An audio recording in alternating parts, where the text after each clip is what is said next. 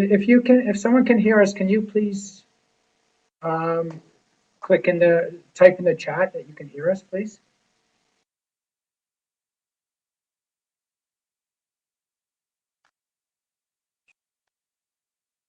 Okay, good. So you can all hear us then. Okay. So as I was saying, we have with us two distinct professors.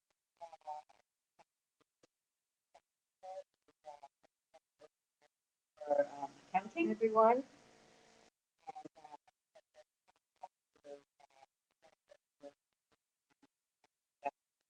Oh,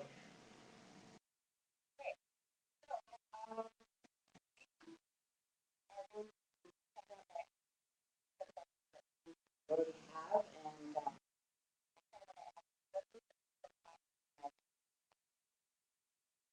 okay, I guess I'll kick that one off. Uh, the traditional classroom is quite different at Sheridan College. Um, you may be used to the classrooms where there's rows of desks. Especially in the Faculty of Business, uh, use what we call puddle tables an awful lot. You'll see that in the slide on the top right, and they're a bit awkward shaped tables, but essentially we have 4 or 5 students sitting around those tables. And the reason we have those tables is because we do an awful lot of group work in our courses and in our programs. So being able to see your students in your group and chat with them, it makes it much easier to work in groups. So that group work, we'll talk a little bit more about it a bit later. Um, but the classroom environment is not so much the teachers up in front just teaching you. You're doing an awful lot of work and learning from your students. You're doing a lot of exploration.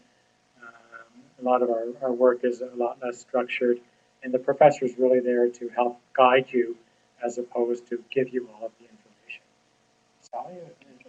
I was just going to add that in most of those classrooms, there's 12 tables, and they're all equipped with power sources and reliable internet, so that you are able to get onto the internet 24/7 here at the college. So as Sally says, at 12 tables, 4 students to a table, our classrooms generally accommodate up to 48 students.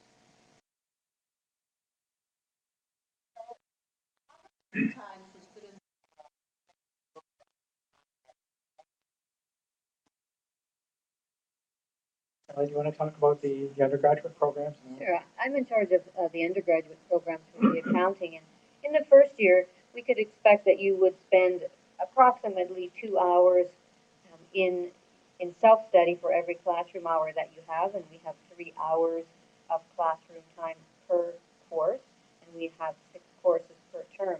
But as you move up in the program into the second year, into the third year, you can expect to spend more time than the 2 hours, even up to 3 hours for every 1 hour of classroom time that you might have, and that would give you 36 additional hours to spend on classroom study, including reading, homework, assignments, group projects, research, things like that.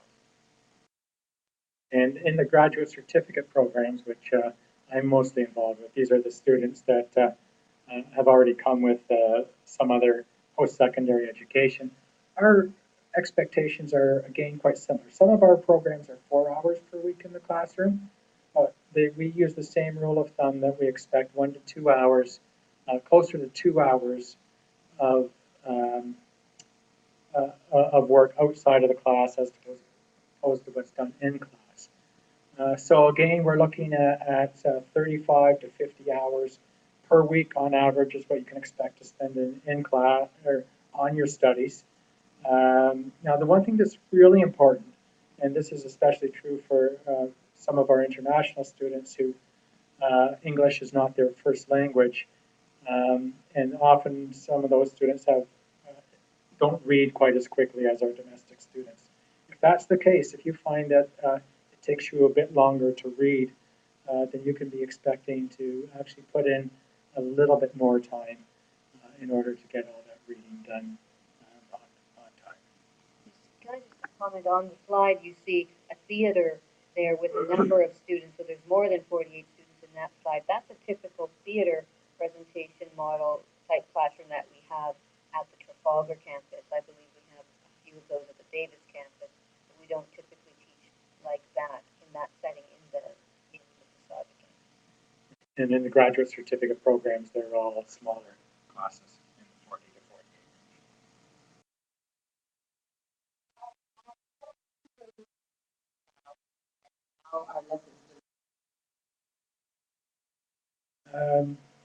Okay, so the question is, what's the teaching style and how are lessons delivered?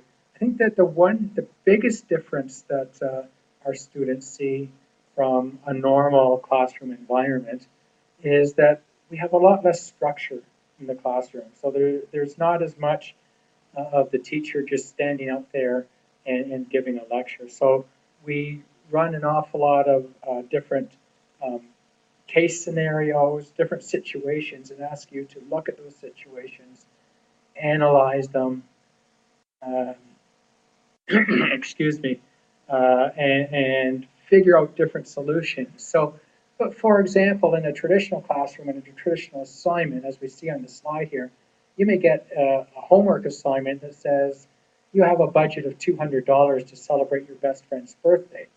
With that $200, you have to buy a gift, you have to go to a restaurant for a meal, and you have to make sure you have transportation to and from the restaurant. How would you spend that $200? So that's a very structured type of scenario. Here at Sheridan, we would give you a lot more freedom. We would basically say, you have a budget of $200 to celebrate your best friend's birthday. What are you going to do? And how are you going to do it? So for instance, you may buy a gift and go to a restaurant, or you may decide to hold a party. And then you would say, well, I'm going to hold a party because this particular friend of mine really likes parties. Whereas if your best friend doesn't like parties, if there's someone like me who enjoys going out to a meal with a small group, that's when I would say, well, I'm going to take my friend out to dinner because they don't like parties so much, but still, here's how I'm going to be spending my money. So that's one example of how the classroom's different. There's not so much one single right answer all the time. So there could be many correct answers. And the thing is, what we expect you to be able to do is say, here's my answer, and here's why I think that answer is a good answer. So often students will say, well, what was the right answer for that assignment? And we say to the student, there wasn't one right answer. But there's good answers, and there's better answers, and there's worse answers. And it's not so much the answer you give, but in your ability to justify it. Sally, do you have anything to? No, I agree. I do. I agree 100% with that, Scott.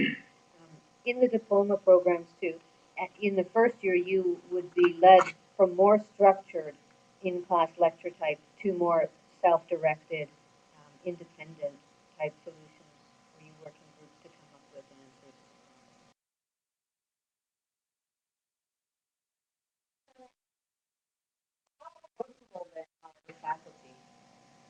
Okay, so Nemo's asking the question, how approachable are the faculty? And I think that this is one thing that Sheridan really prides ourselves on, is that the faculty, we are here for the students. And so if you ever have any question, it could be specifically about the topic you're doing in that particular lecture. It could be about the course in general. It could be about things such as, how is this course relevant to my career? Please approach faculty at any time. All faculty will hold office hours, so you can come schedule an appointment with them on a formal basis. but also in breaks during the lecture. If you bump into them in the hallway, most professors are going to be available right after class unless they have a meeting for some other thing. So do come up to us. We like to be supportive of you. There's also accessibility through email and through online chats that are scheduled, virtual office hours, through Pronto and other website tools that are available that give you access to the teacher almost immediately. The one additional thing I would like to say is, yeah, email is a very useful tool, but it's really important that as us as faculty respect the students, that you also respect the faculty.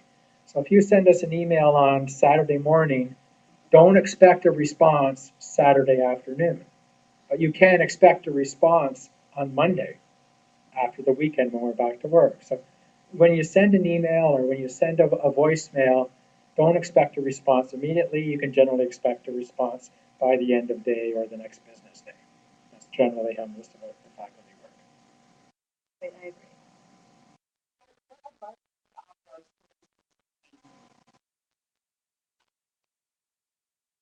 Okay, so there's quite a few hints that we have. I think the first and most important thing is please do not fall behind. Come to class and do all your reading before class if the instructors asked you to do reading before class, and almost always they have. Do your homework and really come to class come to class prepared. Be ready for class. And so that's really important. Often what we see students do, and which creates problem for a lot of students, is they figure out in class, their first class, one particular class, they have a big project due that week. So they might choose to skip another class in order to do the project for that class. Or they may skip a class in subject Y in order to prepare for a test for subject X. And then what happens is in subject Y, they're falling behind. And then just a big snowball occurs. So really plan your time, do come to class, come prepared for class. Something that's also something important that a lot of students don't think of doing, uh, but it is, and especially if following, a English speaking, a fast English speaker, is to ask the teacher first if you can record the class. That's the beauty of smartphones that almost all of us have, is if you ask the teacher first, most teachers, and I'm going to say most, maybe not all, will be very agreeable to you recording class so that you can go back and review the class when you get home. But those are some tools in the class. Outside of class, as we said, for every hour you sit in class, we're expecting you to do 1 to 2 hours outside of class. A very effective way of spending some of that time outside of class is to form study groups. Get 2 or 3 or 4 friends that are taking the same course and study and work together, because you can really help each other. I may be having a problem in one of the courses, and Sally may be in my study group, and I'd say, hey, Sally, I really don't understand this topic X. Can you help me? And Sally will say, oh, yeah, I see where the problem you're having, and be able to help me get through that. And then Sally says, but you know what? This other topic that we're getting, I don't really understand it. Scott, can you help me? And I say, oh, yeah, that one I really understood. And I can turn around and help Sally. So we work as a team. And study groups are really good, not only just to review the classes, but they're also good when you're actually studying for exams. As we mentioned earlier, approach the professors, ask the professors questions. They are there to help. And then one final word of advice I have, I was actually in early part of my working career working in a country where English was not the language of the country. I was working in the Netherlands, and I found it very useful listening to Dutch television and Dutch radio to get a bit more of an ear to understand Dutch. So when you're here, although there's going to be radio stations in your mother tongue, there might be television in your mother tongue, please, please, please, just listen to English TV, radio, read the newspaper, and it will really help make it a lot easier to pick up what's happening in the classroom.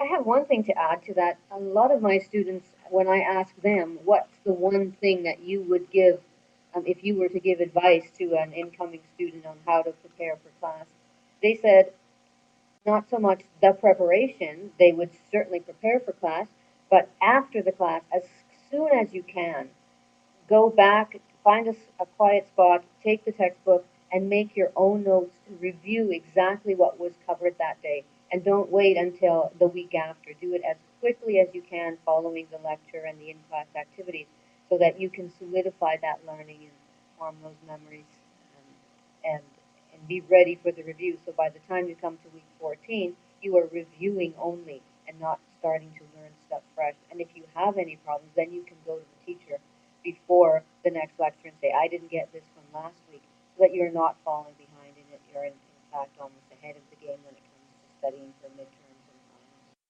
That's excellent advice, Sally. And I find with my students, a lot of them do what you suggested.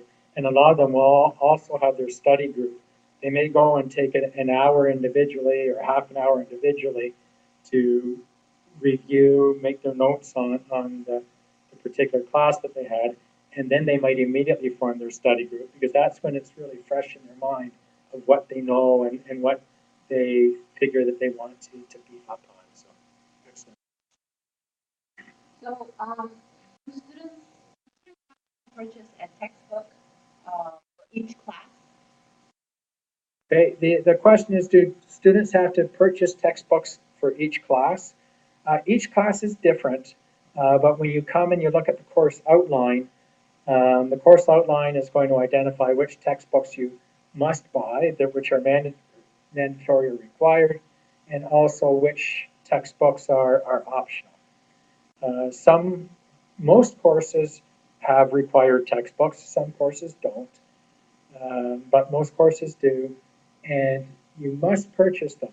A lot of students think they can get away without purchasing the textbook, and then by the end of the semester, they're really sorry that that was the situation. So textbooks can be purchased. We do have a bookstore. You can purchase them in person on campus, the particular campus that you're at, with cash, credit, or debit. You can order your textbooks online, and they will get delivered so you can either pick them up at the school if you ordered online, or I believe you can get them delivered to your residence. That's credit card only, so make sure you have your credit card online and available. And also for those, I strongly suggest if you have a credit card, before you leave your home to come to Canada, please notify your credit card company that you are going to be coming to Canada and using your credit card in Canada. That will prevent your credit card from potentially blocking your credit until they figure out that you're legitimately in Canada. They're there to protect you. And in general, most programs, our textbooks cost about $100 for the course. Some courses a bit more, some courses a bit less. It's really dependent.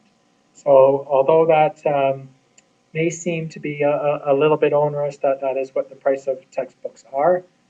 One thing some students try to do is they say, well, $100 for a textbook, that's ridiculous. I can photocopy it for less than that.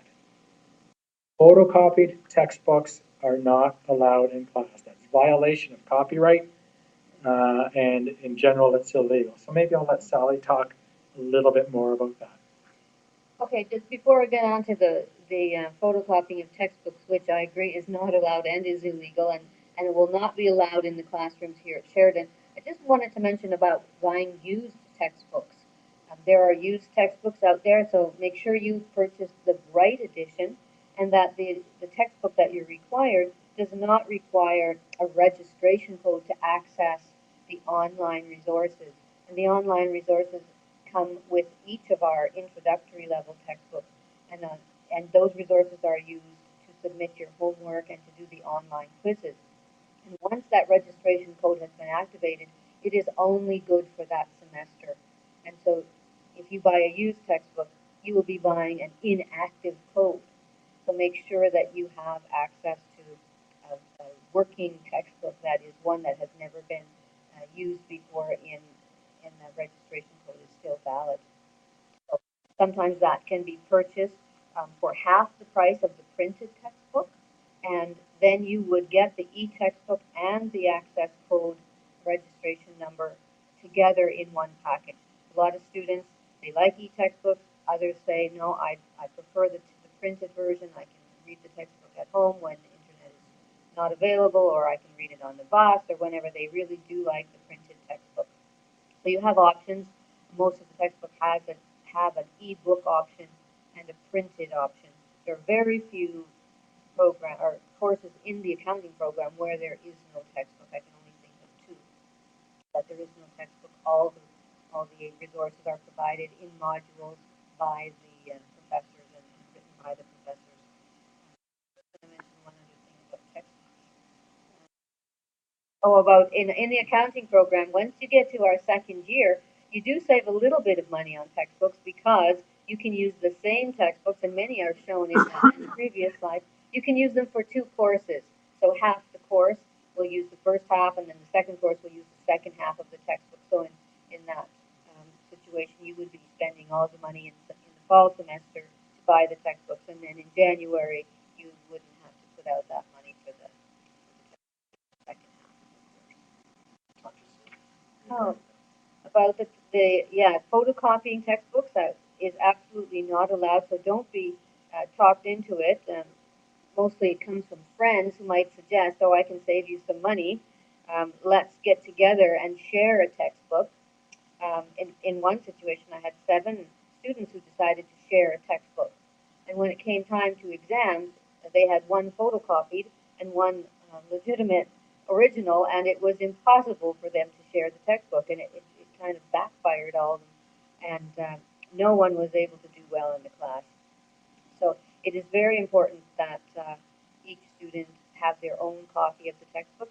Some courses will allow the textbook to be brought into the final exam or to be used in the midterm.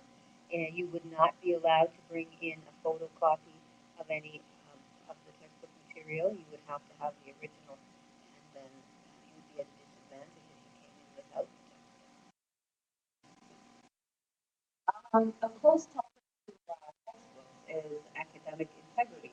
Now, we've already talked about why textbooks shouldn't be copied, but what is academic integrity? Okay, so again, the question Nemo posed is what is academic integrity? And I'll elaborate a bit more on why academic integrity is important and what the implications are for violations of academic integrity. Unfortunately, this is a topic we don't like to discuss. Nobody likes to see a violation of academic integrity. Academic integrity is something that is very, very important,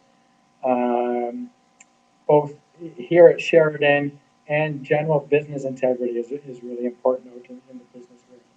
And on this slide here, we say, integrity, is doing what's right even when it's difficult.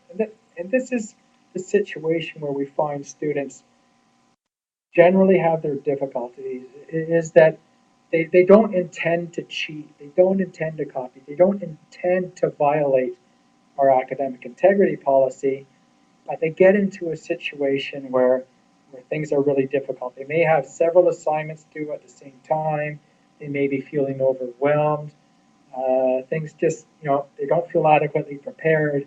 So they say, well, just this once I'm going to copy a piece from my friend's assignment, or I'm going to, lift a little bit of information from the internet, do a copy and paste, and put that into my assignment. Or they're going to be in a midterm or a final exam and they're going to say, oh, I don't really know that. And they're going to look over at their neighbor's test and maybe borrow an answer or copy an answer from there.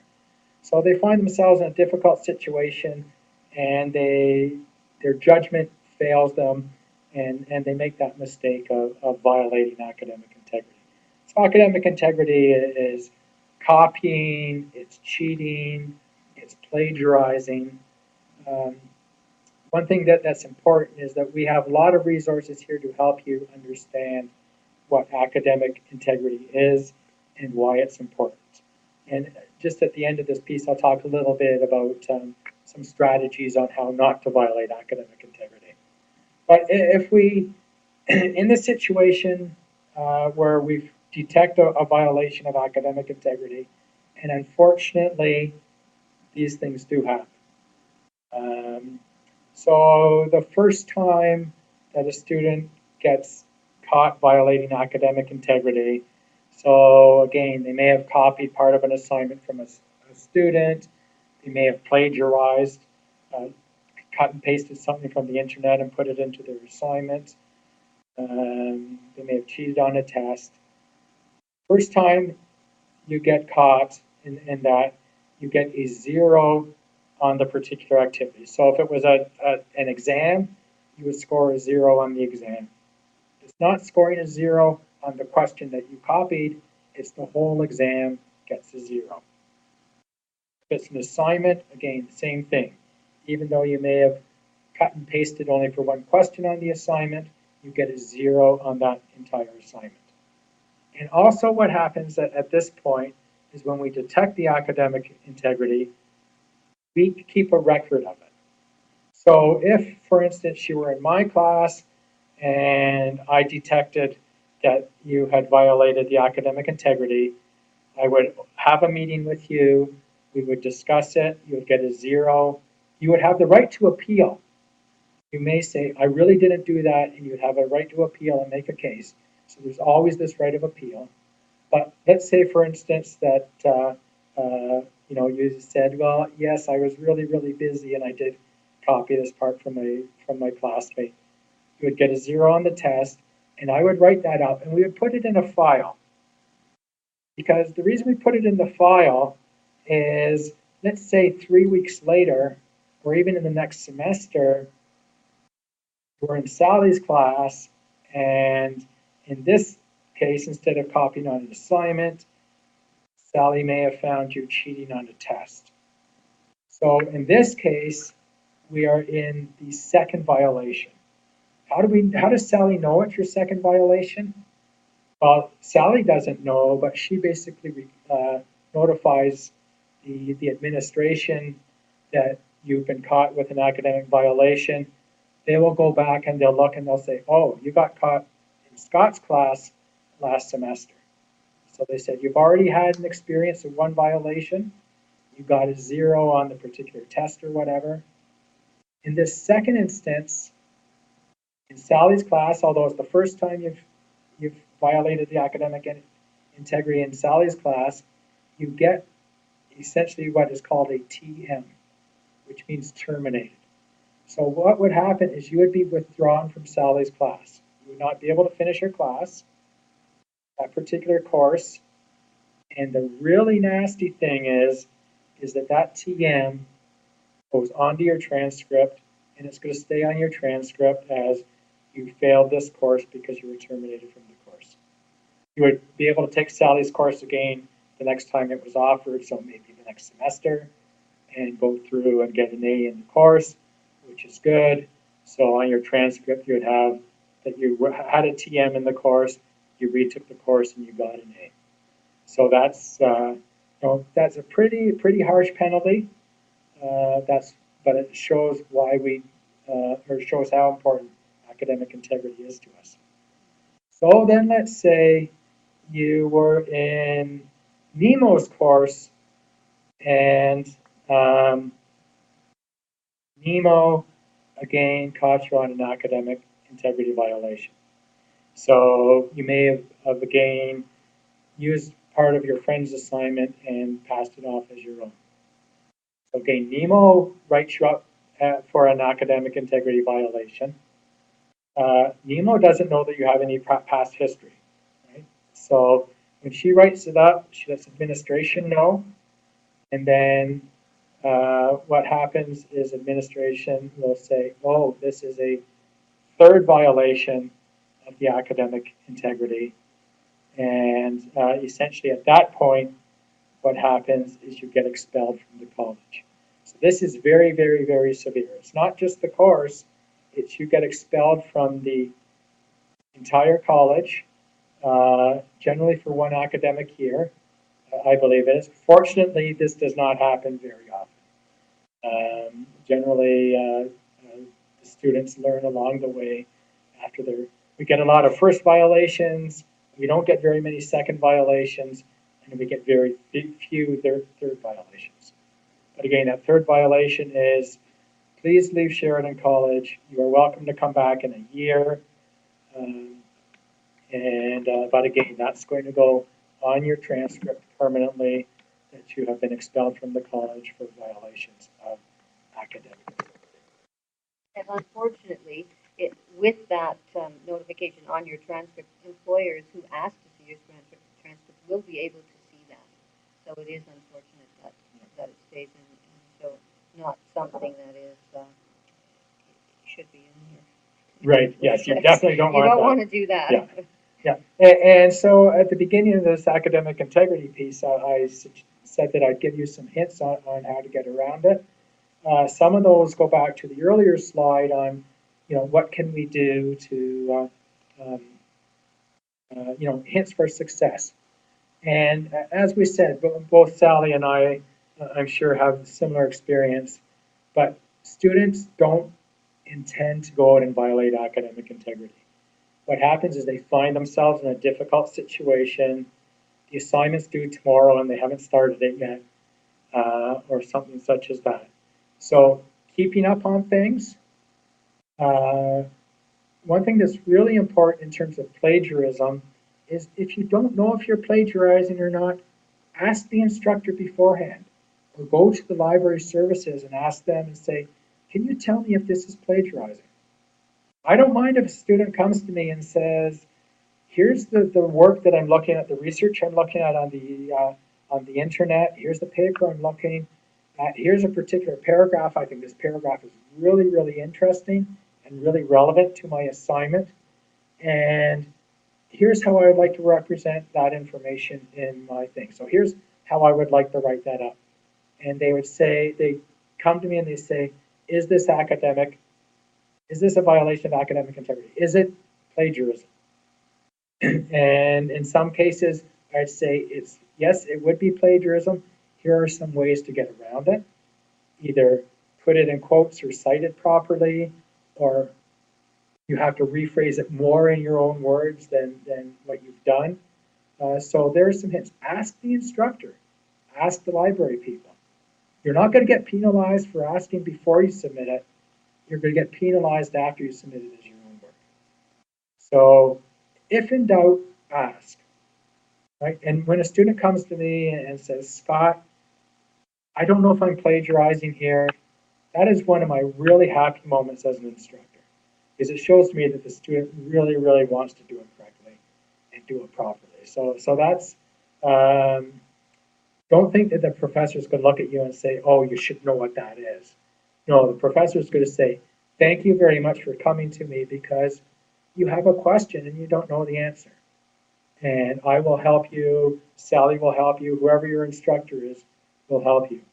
And we have terrific library services, which you'll be finding about in another webinar that are very good at being able to help you with this. So if in doubt, ask.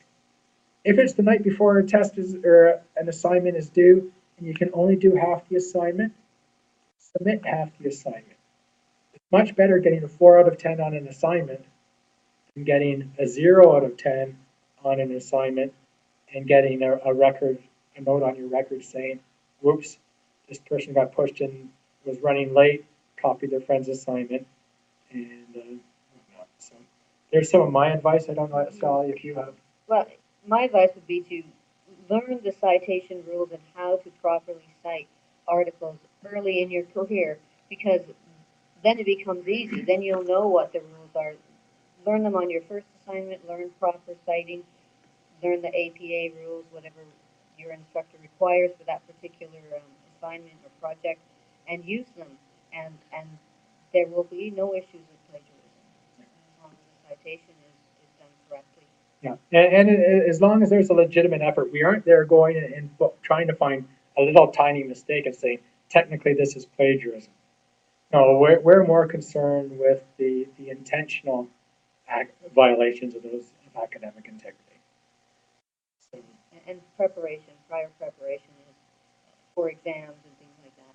So you won't find yourself between a rock and a hard place where you're trying to say, well, I'll just copy this balance sheet on the inside of my hand and use it during the test.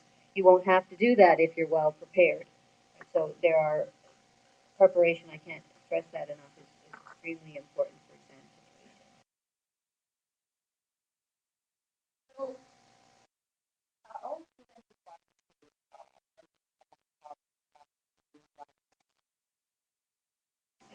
Yes, in the School of Business, certainly all years, first year, second year, third year, and the graduate program, are all students are required to purchase and have their own laptop for use in class. They have to be checked, that is, pass our mobile computing requirements. And um, if they're not, you'll get a message back saying this doesn't have enough memory, this doesn't have enough video capacity.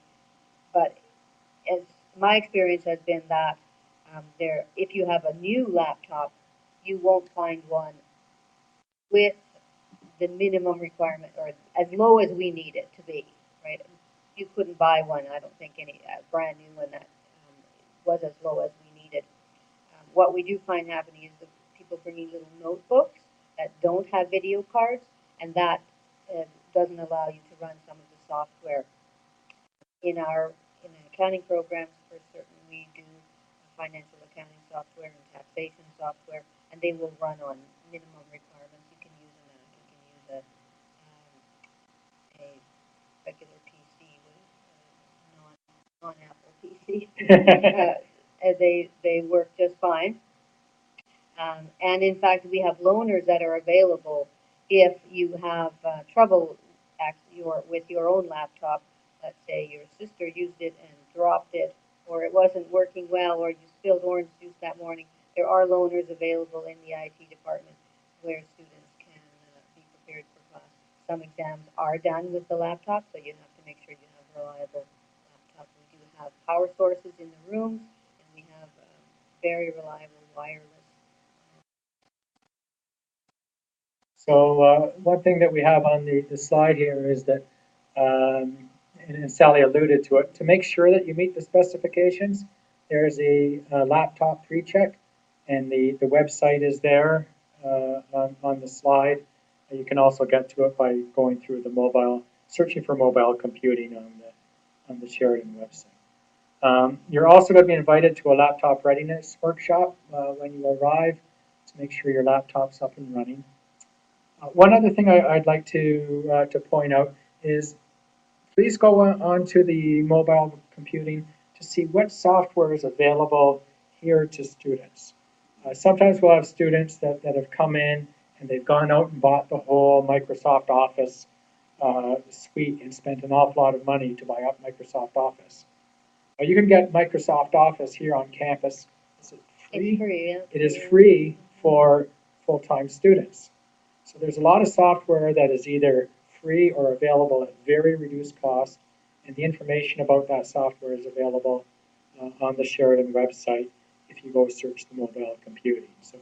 So please don't go out and spend an awful lot of money on software that you can come and essentially get either for free or at a reduced cost once you arrive on campus.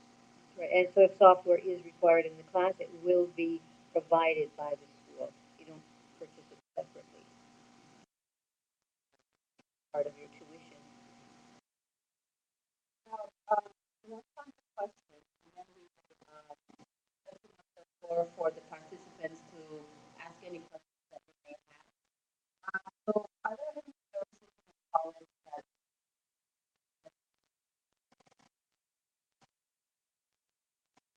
There are several departments in the college here. Student advisement is essentially the first stop for students. They have workshops on student success. There's counselors there that are available to ensure that students make a good, healthy transition into college life. And first weeks can be daunting for some, first time away from home, first time in a big school.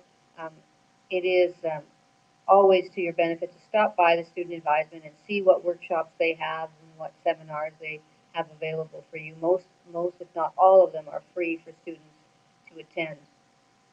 There's the International Center, of course. Um, International students um, can pop by there anytime they want to see what events are scheduled. Sometimes they have special events on long weekends and on holidays where you can get together with other students and they plan trips to Niagara Falls or to the CN Tower, things like that. We've got the Accessible Learning Center, and that is where students can go and get additional help if they need accommodation in the classroom, that is extra time to write exams or quiet setting or things like that where they may need a little bit of extra help in assignments or preparing for exams and actually writing the exams. Peer tutoring is also a service. We have hired tutors, that is students from other colleges that are paid positions there on internships, and they help in the math and English department. We also have our own peer tutors at Sheridan where we have subject matter experts in accounting, for instance, or statistics or economics, where you can get extra help.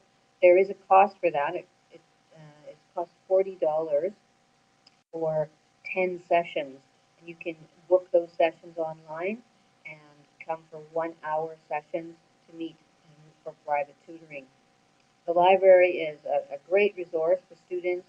It has quiet rooms to study.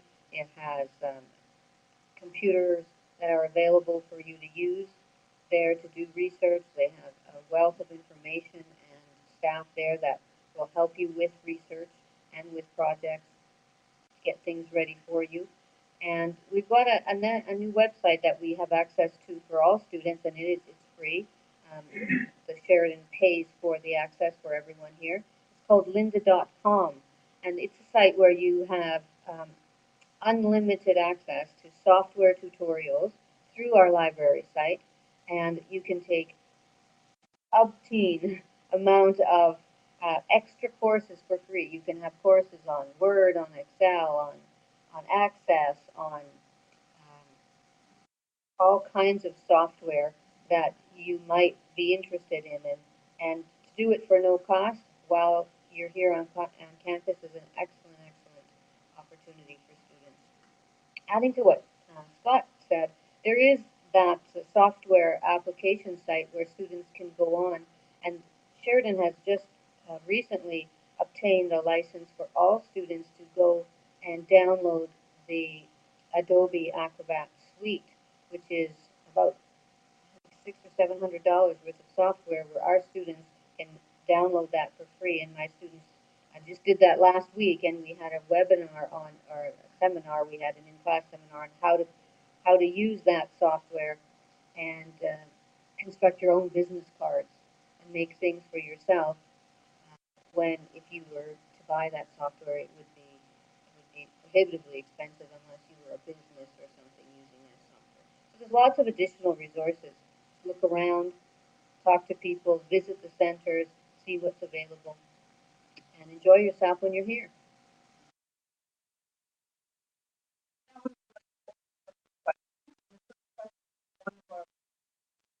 What happens if we do not support, take the course?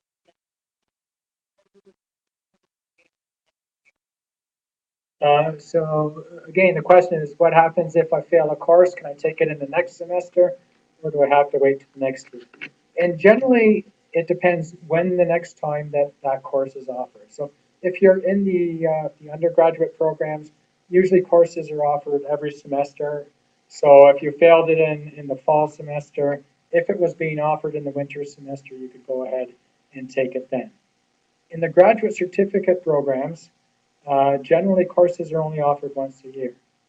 So if you fail the course in the fall semester, you're going to have to wait until the next fall to take that course over again. So that's it's really, if the course is offered, you can take it. If the course is not offered, and some courses are only offered once a year, then you have to wait till the next offer. In the diploma programs, because we have a lot more enrollment than in the graduate certificate program, we do offer most classes every semester, limited in limited sections of them. So we might have 27 sections of accounting. In September, we may have only 12 sections for the January intake. And in the summer, we will offer remedial sections, maybe 2 sections of remedial for those students who weren't successful. So in fact, uh, as what we call the gatekeeper courses, or the courses that you have to get through to the upper classes, the prerequisite courses, are often offered every semester. Another question is, what kind of work would a student expect while they're out on co-op work term? Okay, so generally co-op work terms are the work has must be related to your program of study.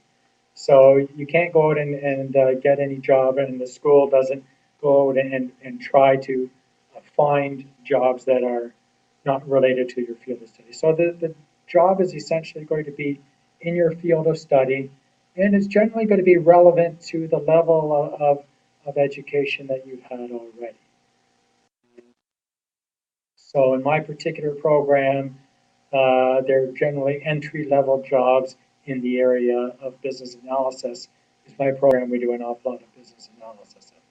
I don't know about the co-op or the accounting, for instance, Sally? Yeah, in the accounting, uh, in particular, the first work term is in January, which is in what we call tax season here in Canada. So the majority of the jobs are in tax season, and they're very busy, and you would become proficient at introductory level tax returns. You wouldn't be doing Bill Gates or anybody like that, but you would be doing introductory level tax returns, and lots of them. And so, they, as Scott said, they are in line with the amount of education. So in your second work term, you would expect something that would be maybe a little more challenging, and in your third work term, a little more challenging than that. The level of difficulty would increase. What is the first like for a student who is just arriving? Okay, really a whole lot of different emotions. There's excitement, coming to a new country. I'm starting my program of study, and then there's all these other unknown factors that all of a sudden you have to deal with, like finding a place to live, registering for all your classes, figuring out your schedule. For people whose English is not their first language, there'll be a lot of concentration on what people are saying and how they're saying it. Even if they're proficient in English, when new students come here, they have a difficult time um, understanding words that are particular to Canada, like slang. You know, so there are a lot of challenges in the first few weeks. But the successful student is one who really uses all the services available to them at the college. Make sure to go to the International Center to find out what you need to do your first few steps. Make sure to go to Advisement, Career Center if finding a job is important. There are a lot of events on campus and off campus. So make sure you're just really out there and in touch with students and faculty and staff to make it easier for yourself, and take time studying, take time reading, take time taking everything in, and just know that pretty soon you'll be so used to living here that you'll be surprised at how far you've come along. We have a question from a student who is coming to the post office who has not yet arranged for accommodation around the campus. Is there any help that the college can provide to the student? Yes, actually, your first step is go to the website, SheridanCollege.ca, click on the international link, click on Future Student, and underneath that there is housing information. And there's a whole list of suggestions of what you can do. You may also want to choose to live on campus, and for Mississauga students, their on-campus housing is actually at the Brampton campus, which is one straight bus away that takes about maybe 20 minutes, right? There are a lot of options, so check out the website. Email us at international@sheridancollege.ca, and we'll be happy to help you out. In addition, we also have an email that goes out to all international students, providing all of the appropriate links where students can find off-campus housing. We also have a question from another participant. Do you have soccer facilities at your college? The answer is we have a number of extramural sports available to our students, and we do have students who certainly, hello, um, who certainly do enjoy playing soccer and other sports. As part of our orientation activities, we will be ensuring that students have an opportunity to sign up for a number of teams, and they will be athletics on campus during orientation facilities. So please be on the lookout for that. Any other questions from our participants? I know we have a few more minutes left, so if you have any questions about classroom, any other topics that we've covered today, specifically about Faculty of Business, this would be your opportunity to ask. We have another question. Do you provide help in obtaining co-op work placements? Yes, in the accounting program, if you are accepted into the co-op program, you will have an additional course in semester 3, and that course is called the co-op forum. It consists of meeting 7 times for 2 hours each meeting, and there you are given instructions on how to access the Sheridan website, the co-op site, where you go on and scrutinize the jobs and look at the ones you might like, and then you would apply to those. And you are expected to apply to at least 7 of the jobs and to interview with everyone that would like to interview with you.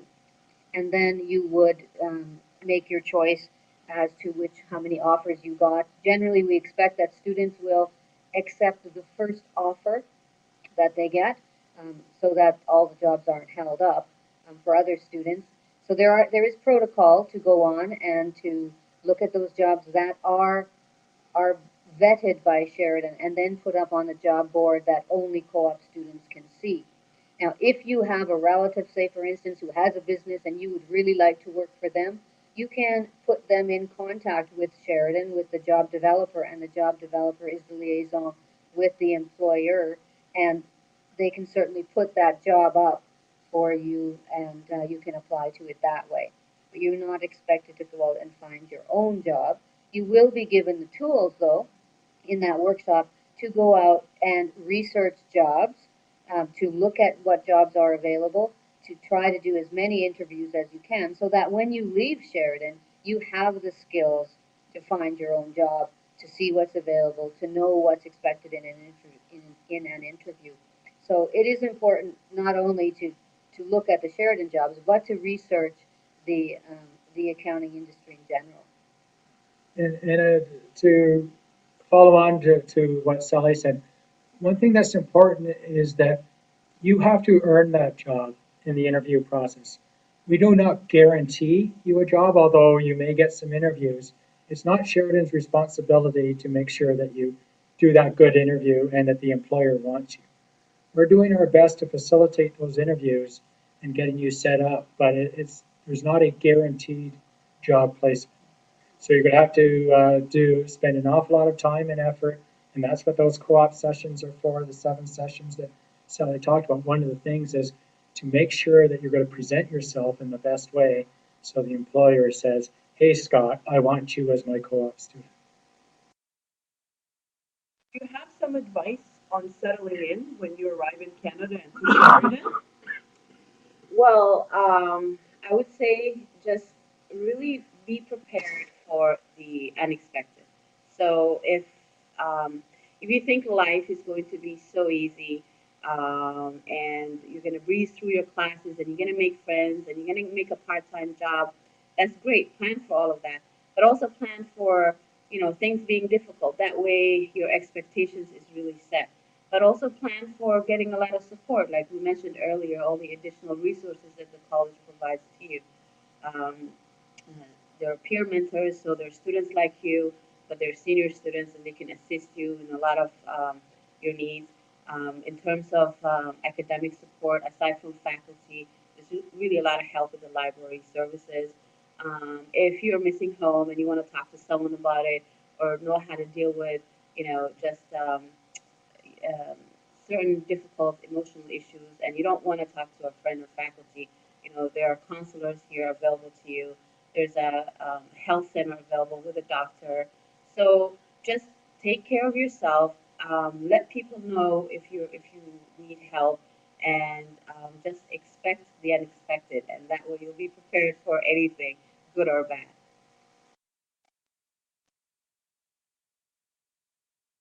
Are there any other questions from any one of our participants?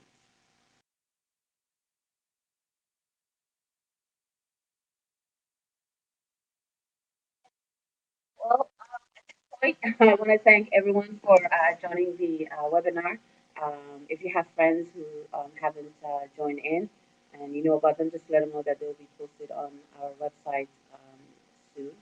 Make sure you come when you arrive in Canada to attend orientation, the actual in-person orientation, and just keep checking your Sheridan email account for further notices, because you will be hearing from us while we promote the upcoming orientation.